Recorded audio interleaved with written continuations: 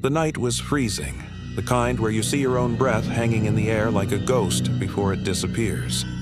The road stretching past Hollow Pine Cemetery was deserted, swallowed by the mist.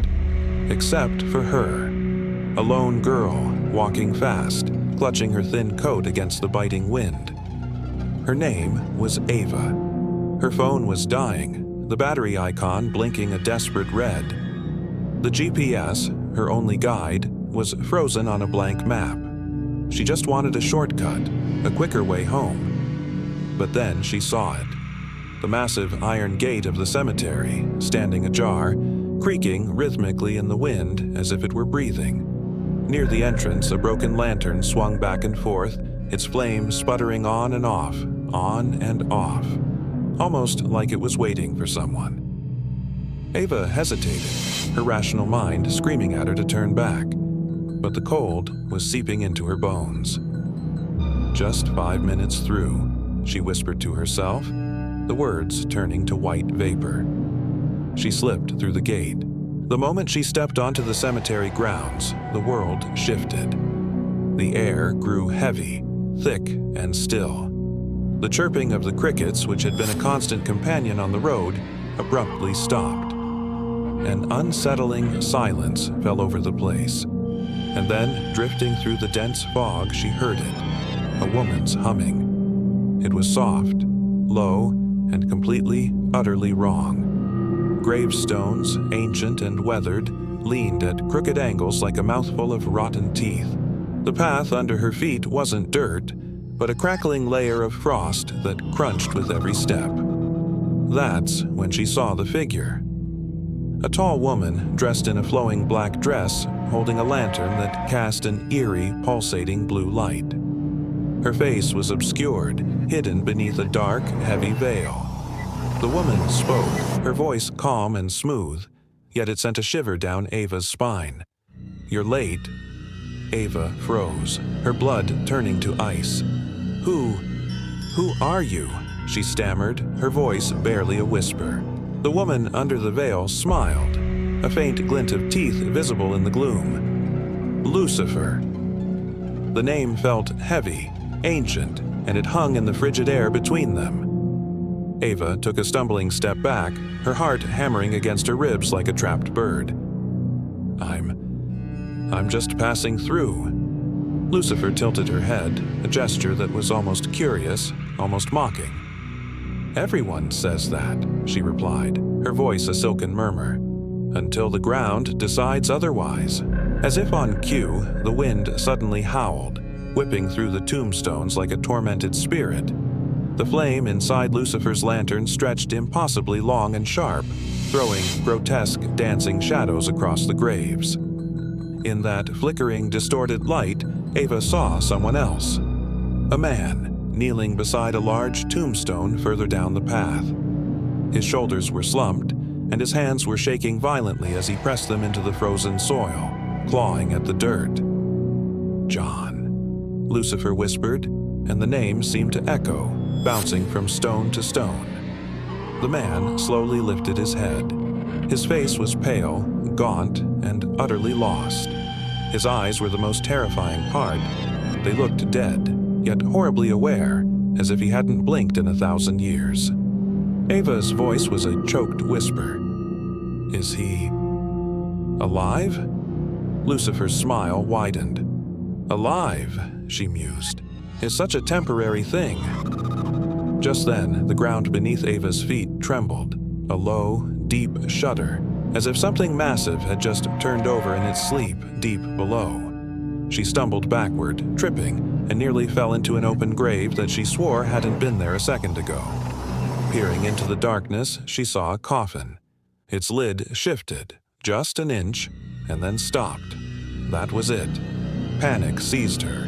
She turned to run, but the fog, which had been a light mist, rolled in with supernatural speed. It was so thick she couldn't see her own hands in front of her face, and from somewhere deep within that white blindness, she heard footsteps.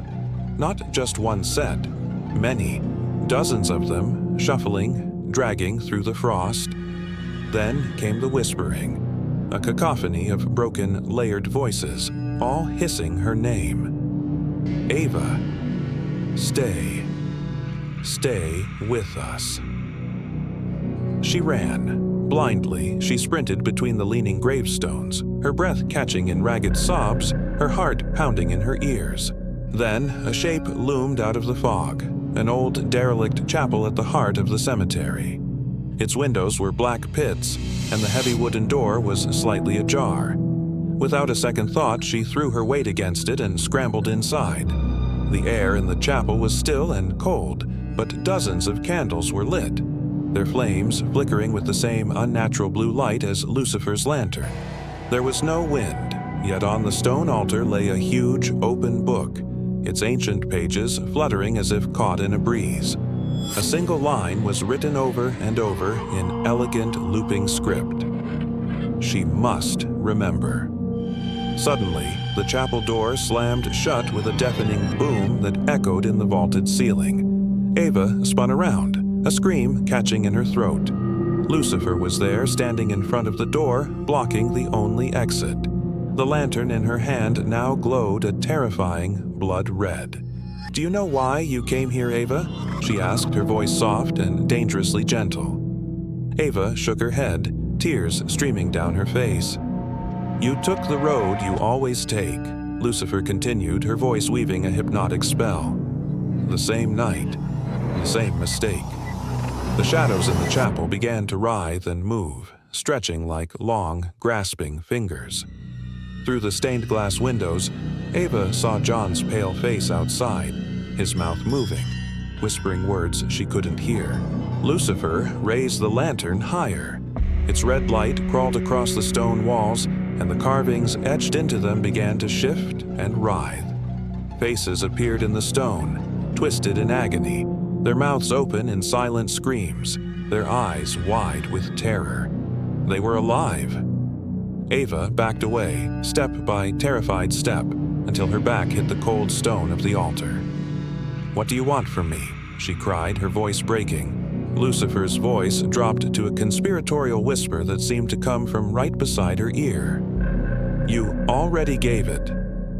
The lantern light flared, an explosion of blinding crimson. When Ava could see again, Lucifer was gone. The door was gone. The entire wall where the door had been was now solid, ancient stone. But she wasn't alone. John stood there, inside the chapel with her, his dead eyes fixed on hers. "You shouldn't have come back," he said. His voice was wrong.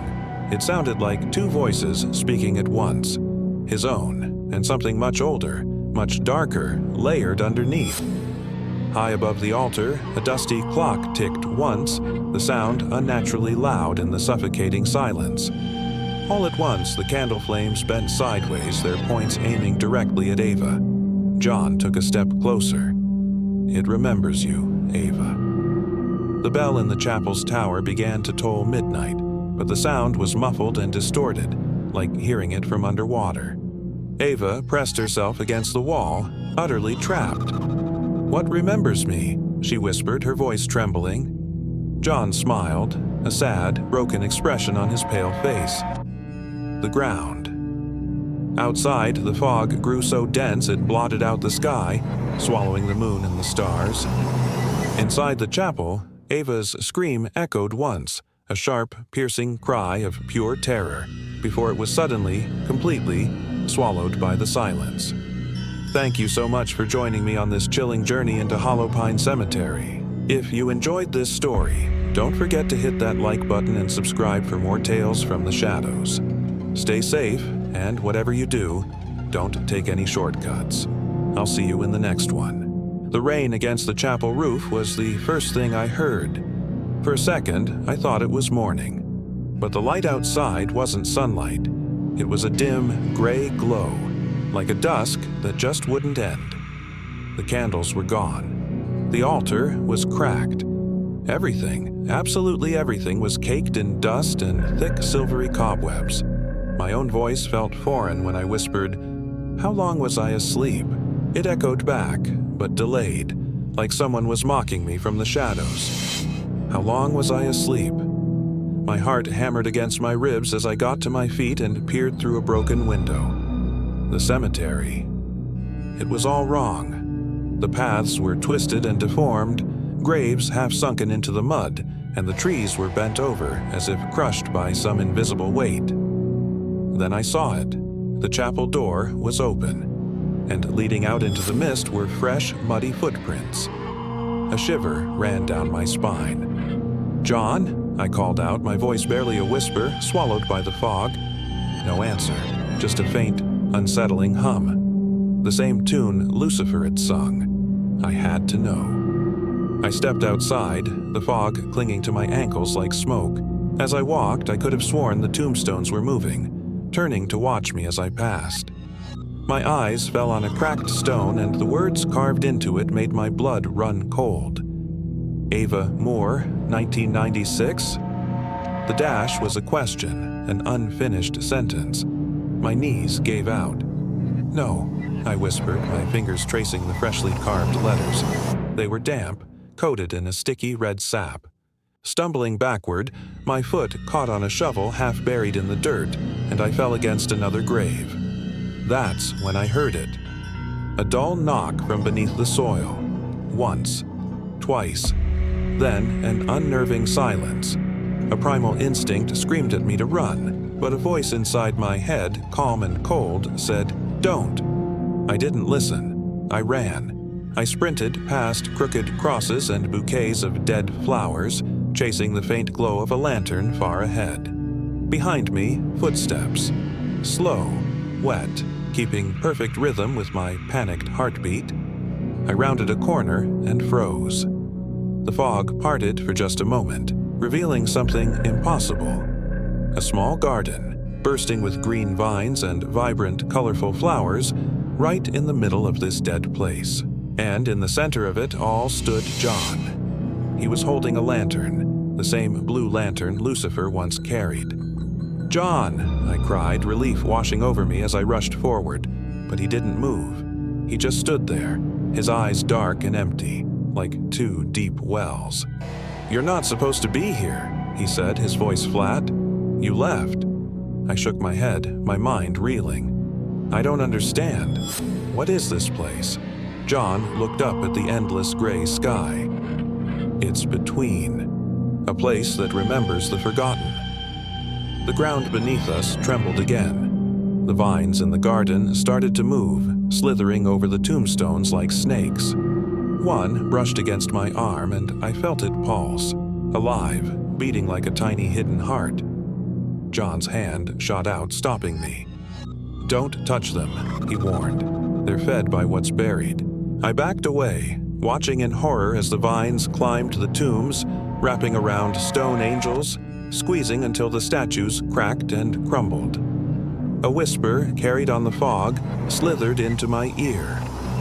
"Lucifer comes when they bloom." As if on cue, the lantern's blue flame flickered, then flared into a deep, menacing crimson. "She's waking," John murmured, his voice tight with fear. "She never sleeps long."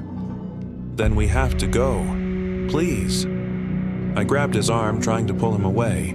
He looked at me then with an expression that was almost pity. "There's no exit, Ava. The gate closed the moment you entered. There's only one way to leave." He glanced down at the earth. I followed his gaze and saw the soil ripple like disturbed water.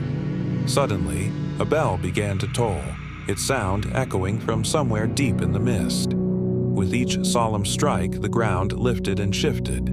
Graves tilted, and then hands started to push their way out of the dirt. Pale, bony fingers covered in moss and decay, reaching for the gray sky. I screamed and ran. John didn't move. I heard him whisper behind me, "They remember us." The main iron gate was right ahead, my only hope. I reached for it, my fingers outstretched, and they passed right through the bars, as if they were made of smoke. The whole world shimmered like a heat haze. And then a voice, calm and melodic, spoke directly behind me. "Leaving so soon." Lucifer stepped out of the fog, the lantern in her hand now glowing with a brilliant golden light. Her eyes were no longer hidden. They were hollow pits of blinding light. "What do you want from me?" I shouted, my voice trembling with a mixture of terror and rage. Lucifer tilted her head, a soft, cruel smile playing on her lips. "You asked for mercy once. You don't remember?" The fog swirled faster, lifting me off my feet, suspending me in the air. Ghostly figures began to appear all around us, circling, whispering my name over and over. John knelt on the ground, his eyes closed, as if in prayer. Lucifer glided closer, her presence overwhelming. "You were one of us, child. You made the promise. The cemetery keeps what it loves." Tears streamed down my face, turning cold against my skin. "I'm not dead!" I screamed, the words tearing from my throat. Lucifer's voice dropped, becoming as cold as the grave. "Not yet, but the ground is patient." She raised her golden lantern, and the flame stretched upward, engulfing me in its light. My mind fractured. I saw flashes, images of myself in another time, placing flowers on a grave, whispering a name I couldn't remember. Then, darkness swallowed everything. When I opened my eyes, I was lying on the cold, damp earth, right beside my own tombstone. The date was complete now. The question mark was gone. The fog was still and silent. Lucifer and John were gone. The only thing that remained was the whisper of the cemetery, a secret carried on the wind. She must remember, pressing down on the world like a living, breathing thing. The moon, which had once been a bright silver coin, was now just a pale, sickly smear behind a shroud of thick, oppressive clouds. "John," she whispered, her voice barely a tremor in the profound silence. But the only reply was the unsettling sound of soil shifting somewhere nearby. It wasn't the sound of a small animal digging.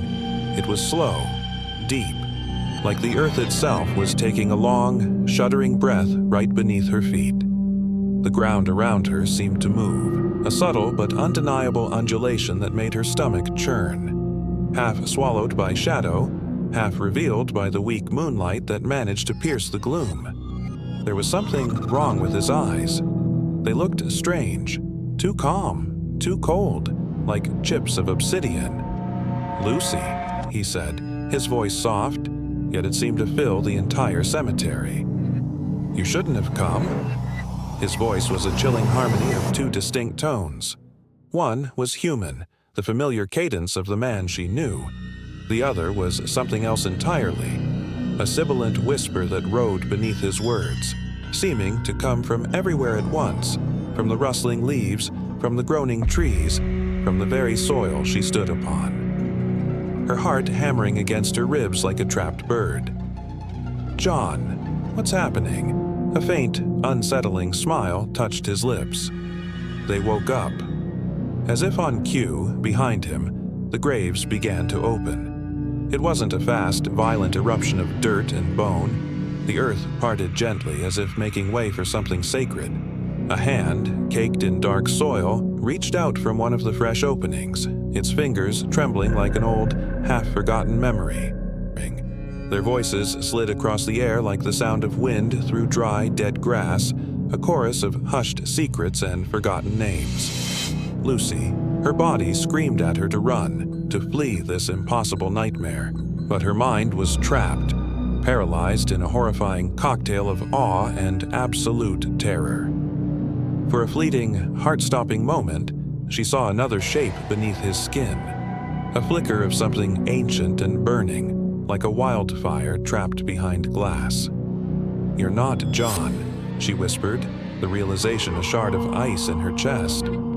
He nodded gently, his expression one of strange, melancholic acceptance. The ground groaned, a deep, resonant sound as if the entire planet were turning in its sleep. The gravestones tilted, their carved names beginning to glow with a faint, ethereal light in the darkness. Lucy's eyes widened as she could suddenly read them, her blood running cold. Dozens of variations, dozens of versions of her, etched into the cold, ancient stone. Her heart felt like it was about to stop.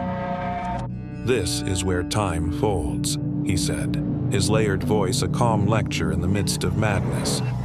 "Where every version of you, from every possible timeline, comes to rest. The very air around her seemed to ripple like a heat haze on a summer road. Shadows stretched across the graves, long, dark fingers reaching for her feet. She stumbled back, her flashlight shaking so violently the beam danced across the scene in a frantic, jerky rhythm. Each flash of light revealed another figure standing still among the tombstones. Men, women, children, all looking like faint, ghostly reflections of people she might have known. People from her life, from her past. Their eyes were empty, void of light or life, but their faces were unnervingly familiar. John, or the thing that wore his face, raised a hand, and in an instant, the cacophony of whispering stopped. The silence that followed was a crushing weight, 1,000 times worse than the noise. He started walking toward her, slowly, deliberately, his boots sinking into the damp, disturbed soil. "You have something that doesn't belong here," he said, his voice losing more of its human quality with every word. A sudden, violent wind howled through the graveyard, scattering dried leaves and twigs into a swirling vortex, their branches scraping against the ground as if they were bowing to an unseen monarch. Lucy finally broke free from her paralysis and turned to run. Every path she took, every panicked dash between the headstones, led her right back to the same spot, the cracked, weather-beaten angel statue in the center of the graveyard. Its stone eyes seemed to follow her, and from them, black, oily tears began to weep, staining the marble cheeks.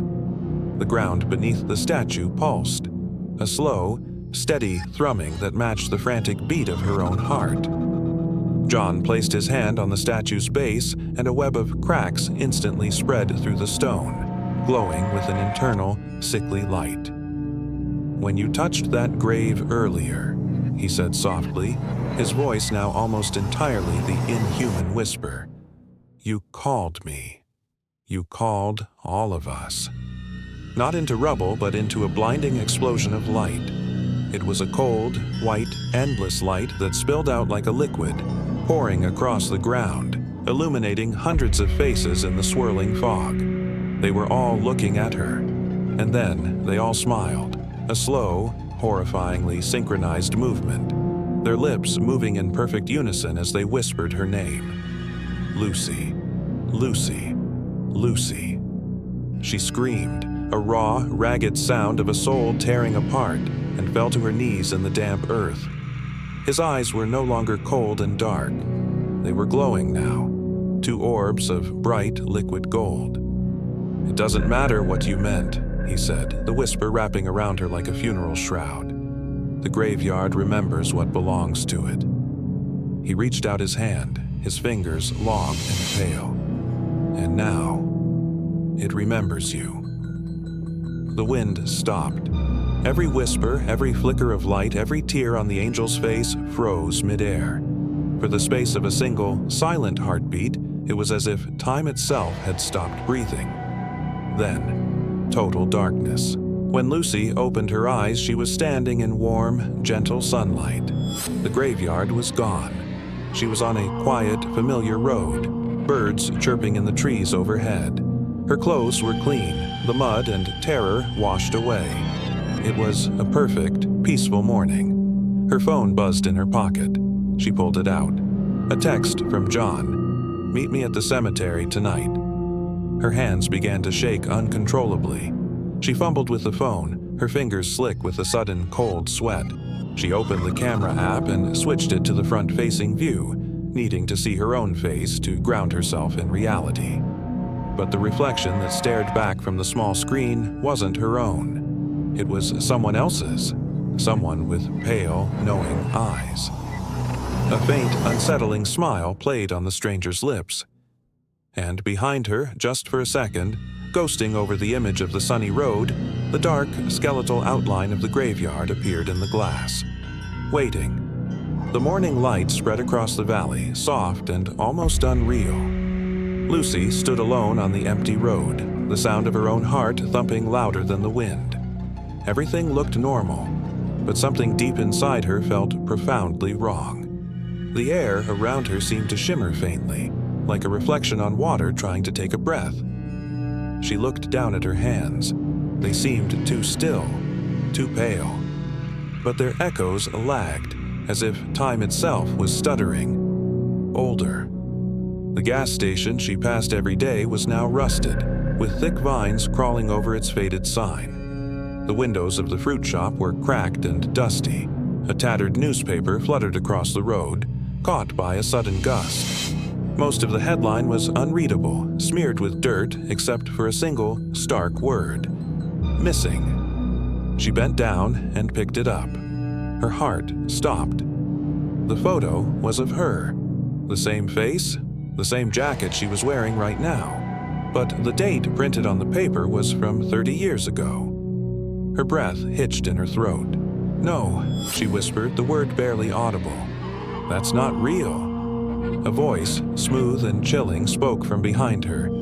"It's real enough." John stood there, or maybe it was Lucifer now. His shadow stretched unnaturally long across the road, untouched by the morning light. His eyes held a faint dying glow, like two embers in the dark. "You made it back," he said softly. "Or at least, part of you did."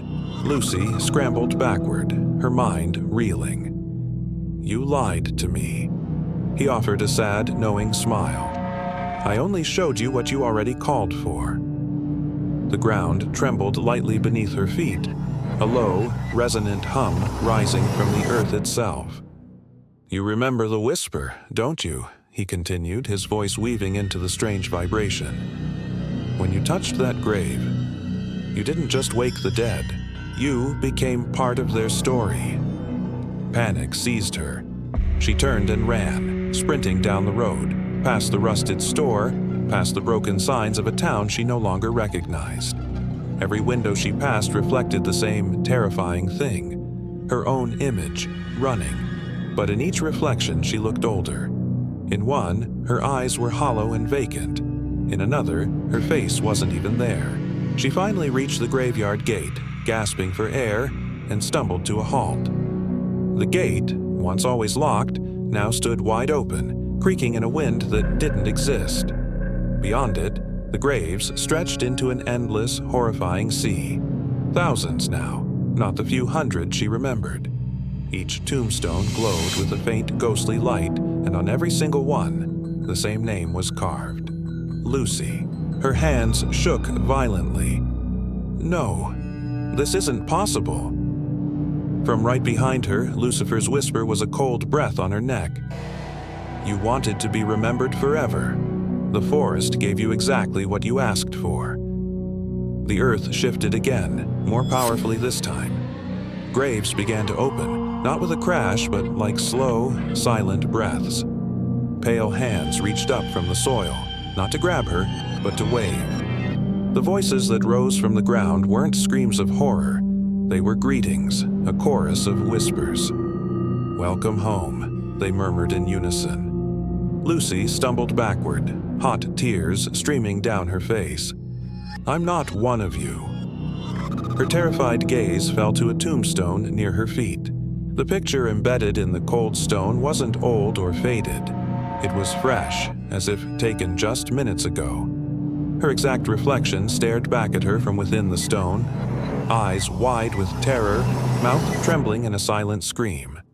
A woman was approaching, walking gracefully between the graves.